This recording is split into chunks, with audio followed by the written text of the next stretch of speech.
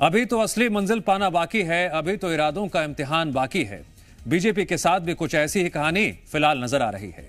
लोकसभा चुनाव 2024 में विपक्षी दलों के इंडिया गठबंधन ने एनडीए को कड़ी टक्कर दी, जिसके बाद बीजेपी 10 सालों में पहली बार बिना पूर्ण बहुमत की सरकार बनाने जा रही है। और गठबंधन में सरकार चलाने के लिए बीजेपी और नरेंद्र मोदी के सामने कई बड़ी चुनौतियां होंगी।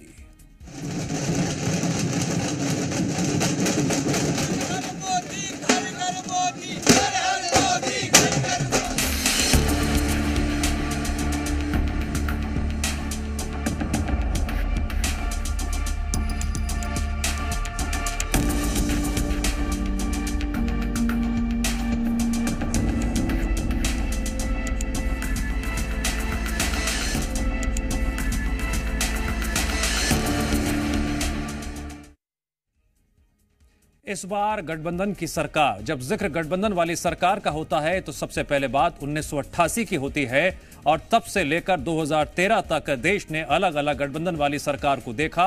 2014, 2019 में परिस्थितियां बदली, लेकिन एक बार फिर 2024 में गठबंधन वाली सरकार बनने जा रही है और इसका क्या असर पड़ेगा, क्या मजबूरी होगी या इतनी मजबूती मिलेगी, करते हैं विश्लेषण। हमारे साथ जुड़ रहे हैं आज चर्चा में वरिष्ठ पत्रकार सुरेंद्र शर्मा जी और राजनीतिक विश्लेषक अवधेश मलिक जी। सबसे पहले मैं बात करता हूं अवधेश मलिक जी से। अवधेश जी, जब हम बात कर रहे हैं गठबंधन वाली सरकार की, इसको लेकर अलग अलग पक्ष निकलकर सामने आता है। एक तरफ कहा जाता है कि ताकत का विकेंद्रीकरण होता है, दूसरी तरफ यह कहा जाता है कि सरकार को बड़े फैसले लेने में कहीं ना कहीं बैकफुट पर रहना पड़ता है, या फिर कोई योजना लागू करनी है, बड़े फैसले लेने हैं, उसमें जरा देरी भी होती है क्योंकि क्षेत्रीय पार्टियों का दबाव रहता है। इस पर आपका विश्लेषण। आज दिन भर आपने जो बयान सुने, चाहे वो जेडीयू हो, टीडीपी हो और तमाम बीजेपी के नेता हों, आपका विश्लेषण। देखिए, वर्तमान में जो सीन है वो ये बता रहा है कि जो है सो सरकार को सबको साथ लेकर चलना ही पड़ेगा। इससे पहले जो सरकार थी उसके साथ मेजॉरिटी था, वो कोई भी फैसला, चाहे देश के अंदर की बात का फैसला हो या बाहर के बात का हो, सबसे बड़ी जो जिनपे कॉन्फ्लिक्ट आता है वो जो फाइनेंशियल नीतिज होते हैं, वो इंटरनल कैसे लागू होगा, वेलफेयर स्कीम्स कैसे लागू होगा। क्योंकि वेलफेयर स्कीम्स जिस प्रकार से लागू होता है, स्टेट को जिस हिसाब से पैसा दिया जाता है, मेन जो क्षेत्रीय पार्टी रहता है उनके साथ जो टसल होता है मुख्य रूप से इन्हीं मुद्दों को रहता है। तो हर एक जो क्षेत्रीय पार्टी जो सरकार में शामिल होती है वो ये चाहती है, क्योंकि उनका टारगेट होता है आने वाला असेंबली इलेक्शंस।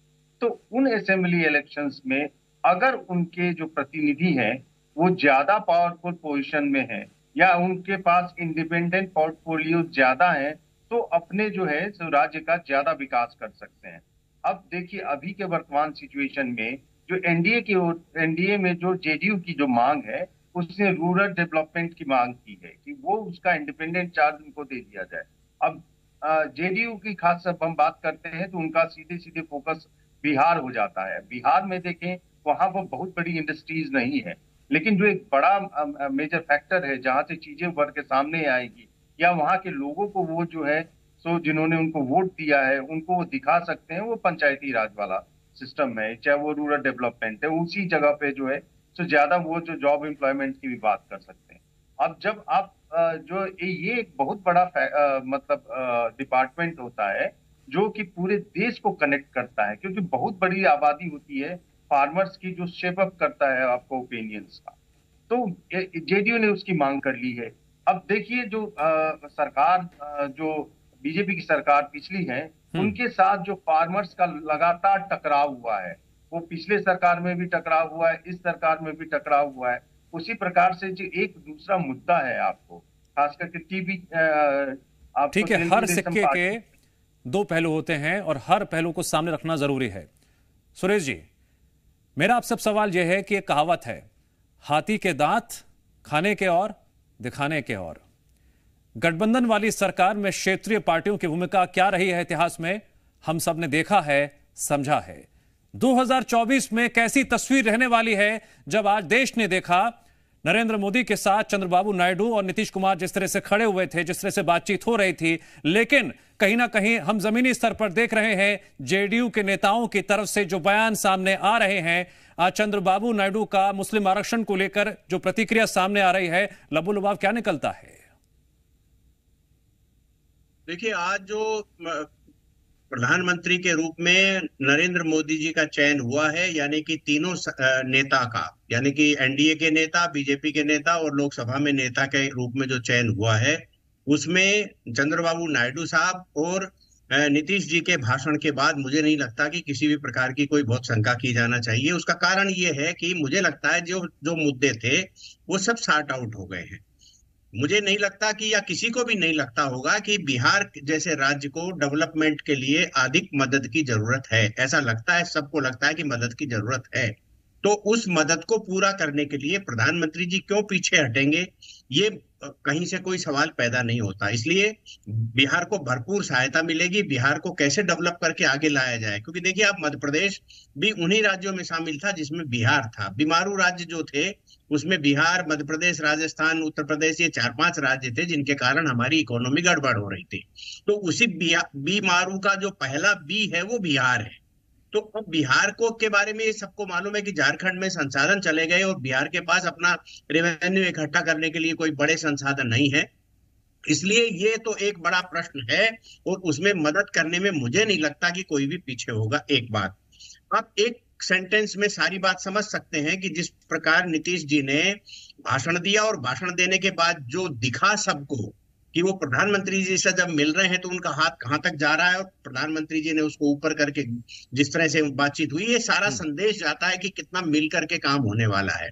दूसरी बात यह है कि चंद्रबाबू नायडू साहब ने जिस तरह अपने भाषण में ये उल्लेख किया कि प्रधानमंत्री जी ने भारत को एक ग्लोबल सम्मान दिलवाया है, जो जिस प्रकार की टेक्नोलॉजी का उपयोग, इन सारी चीजों का अभिप्राय ये है कि जो हम बाहर सुन रहे हैं विपक्ष के नेताओं के माध्यम से, ऐसा उधर कुछ ठीक है। मैं एक सारा सवाल अवधेश जी से ले लेता हूं। अवधेश जी, जब पोर्टफोलियो दिया जाएगा, क्षेत्रीय पार्टियों का जो प्रभाव है, बयान सामने आ रहे हैं, क्या तस्वीर उभर कर सामने आ सकती है?